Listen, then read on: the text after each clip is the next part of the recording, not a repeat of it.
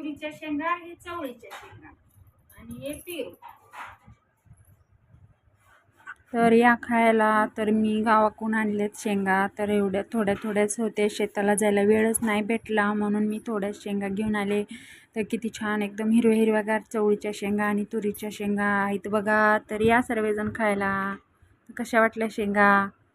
तुरीच्या शेंगा मीठ टाकून उकडून खूप छान लागतात, एकदम मस्त. तर मी आले आज गावाकडनं, तर उकडून थोड्याशा खाता येते म्हणून मी तर आता ताटलीत सगळं भरून घेते. बघू शकता खायला शेंगा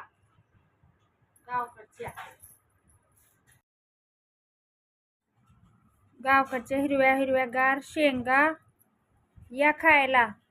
आणि हे चवळीच्या शेंगा आणि हे पेरू.